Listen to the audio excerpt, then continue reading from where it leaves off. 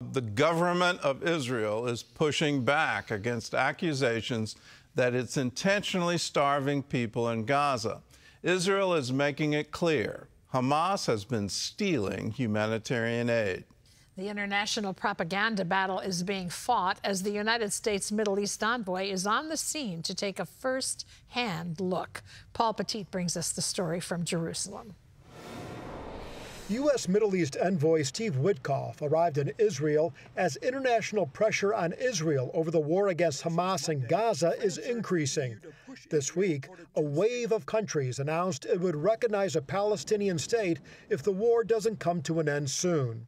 Canada followed France and the UK in making the moves. Germany is holding off for now, but Palestinians are encouraged by what they're seeing so far. Regarding Canada's recognition, for me, this is an achievement for us because all the countries have started. France was the first, then Canada and Spain. It's clear that we have reached a broader understanding of the Palestinian cause. But Israel doesn't see it that way. Witkoff met with Israel Prime Minister Benjamin Netanyahu in Jerusalem on Thursday and is touring Gaza with U.S. Ambassador to Israel Mike Huckabee today to inspect distribution of aid. Delivering more food to Gaza is their first order of business. President Trump tells NBC News that good management will prevent Hamas from stealing the aid. Israel is facing mounting pressure along with claims of deliberate starvation. Israel's ambassador to the U.S. is blasting those accusations. In the month of June, 2,134 trucks were sent into Gaza. Only 260 arrived at their destination. That means 90% was diverted by Hamas. Now, you want to blame us for that too? I mean, for crying out loud, you want to blame us for conducting a war while we're providing as much humanitarian aid as possible. Hamas is using this propaganda to score points in the international community, and like a social contagion, everybody is picking this up. Case in point, the New York Times finally admitted the photo of an emaciated child in their front-page article on Gaza starvation last Friday actually had a pre-existing medical condition. Even a former Times opinion editor called it, quote, a remarkable deception. But many believe the global headlines demonized Israel. Trump posted that the fastest way to end the humanitarian crisis in Gaza is for Hamas to surrender and release the hostages. Mr. Witkoff, you're landing now in Israel. Make this visit history. Relatives of Israeli hostages took to the streets of Jerusalem Thursday. They're depending on Trump, Witkoff, and Netanyahu to make something happen. Please end this nightmare for all the Israeli people. This is the most Jewish thing to do. This is the most Christian thing to do. This is the only correct thing to do. This group has been in staunch opposition to the way Netanyahu has handled the war in Gaza. But now that more countries are joining the UK and France in recognizing a Palestinian state, it's forcing them to rethink their position, understanding that it creates a very slippery and dangerous slope. This is my fear, that this is rewarding them while they are still hostages. As for Palestine statehood, outspoken Hamas critic and son of its co-founder summed it up by saying, October 7 didn't happen because Palestinians were denied a state. It happened because they were given one. When you're declaring a Palestinian state while there are still hostages in Gaza, you are saying to all the terror organizations in the world, do you want to have an independent state?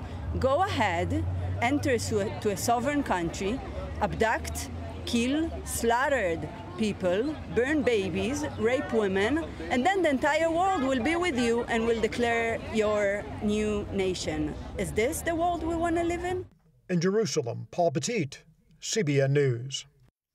Well, our CBN News Middle East Bureau Chief Chris Mitchell joins us now from Jerusalem. And Chris, I'm just saddened by the state of affairs that it seems truth is being stood on its head. What's the response in the Israeli government to now an international push for a Palestinian state? Well, Gordon, from the foreign minister, the prime minister, and other leaders are saying it would be a reward for Hamas and for terrorism. And the question some are asking here, Gordon, is where did this whole international push for a Palestinian state come from? And it's really kind of simple. First, Hamas steals much of the food and aid going into Gaza, creates a humanitarian crisis. Then Hamas blames Israel. Then the international media, like the New York Times and Paul's story, picks up the story, and this puts pressure on world leaders. So they pressure Israel to declare not only a ceasefire, but also a Palestinian state. So this convinces Hamas their strategy's working, so they stop negotiating. And by the way, the accusations of famine began just weeks after October 7th, Gordon. And just this week, the UN is accusing Israel in this publication of using thirst as a weapon. So much of this is happening, and it's really the battle for truth here in Israel. Well, I keep pointing out that the population of Gaza was hungry.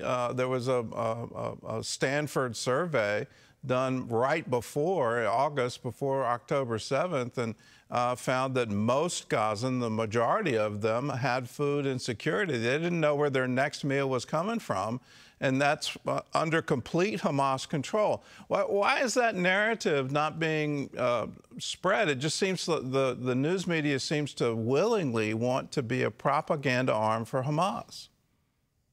It really feels that way, Gordon. I mean, when you talk about the New York Times, and that picture not only was on the New York Times, but other publications throughout the world, and that narrative seems to continue to be followed. And it's up to the government right now is trying to push back on that narrative. And you saw in Paul's report, the Israeli Prime Minister Yair Lapid trying to just convince CNN that Israel is doing what it can to bring in all of this aid. And yet we see right now the battle is not only on the narrative, but also on the aid itself. And that's why Steve Witkoff, as well as Ambassador Huckabee, were in Gaza earlier today at the Gaza Humanitarian Foundation, where they have distributed about 100 million meals to the people of Gaza in the last couple of months. And that's where Hamas and the UN itself are competing against the Gaza Humanitarian Foundation,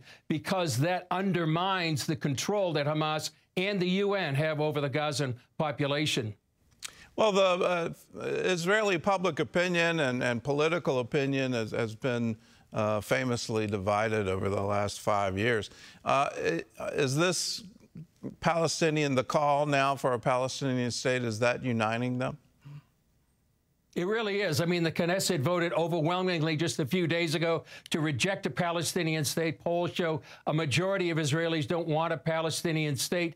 World leaders like the Canadian Prime Minister, Mark Carney, is saying you can't have a Palestinian state that includes Hamas, and the Palestinian Authority has to be reformed. But earlier today, Gordon, I talked to our good friend Itamar Marcus from the Palestinian Media Watch. He says the reality is different on the ground, and that in official media and in polls, the Palestinian people are simply just like Hamas. In a recent poll, 85% of Palestinians in Judea and Samaria, they oppose disarming Hamas. And then this year, on official media, and this is Palestinian Authority media, religious leaders said, quote, Allah count the Jews one by one, kill them all one by one, and don't leave even one. They also say Jews are like Satan in human form. So Marcus is making the point, creating a Palestinian state without Hamas is really a farce, since the people themselves are Hamas.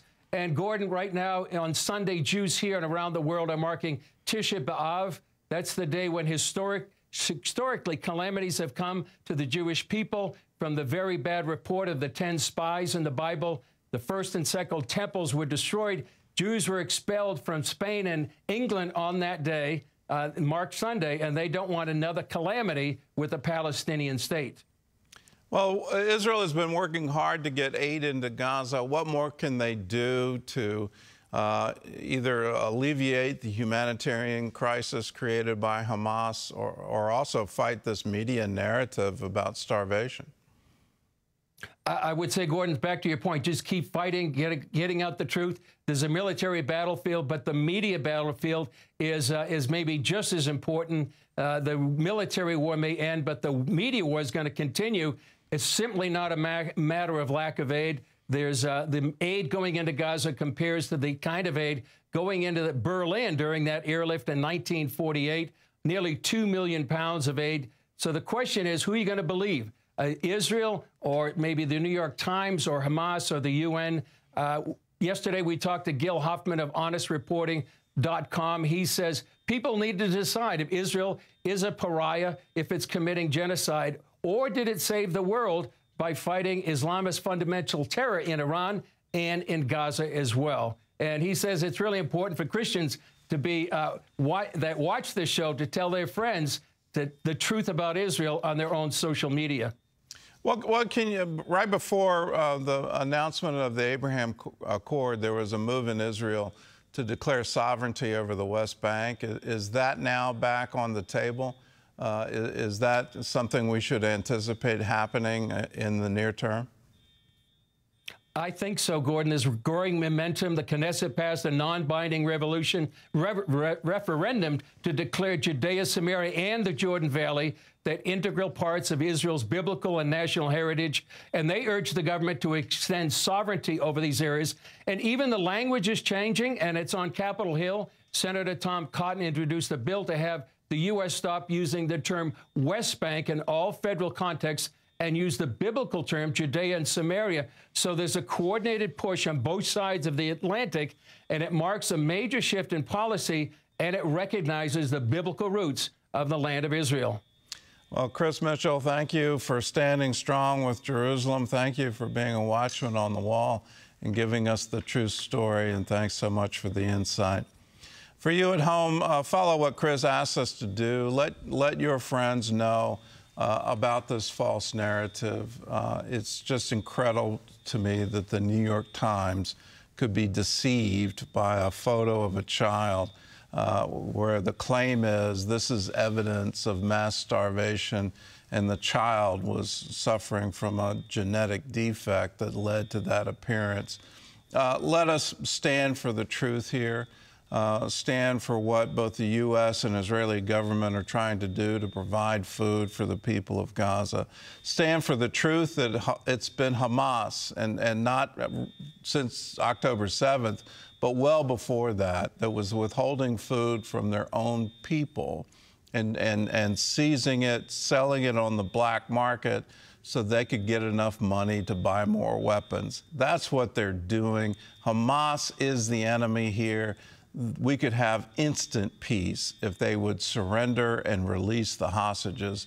That's where all the pressure should be put. It should be put on Hamas.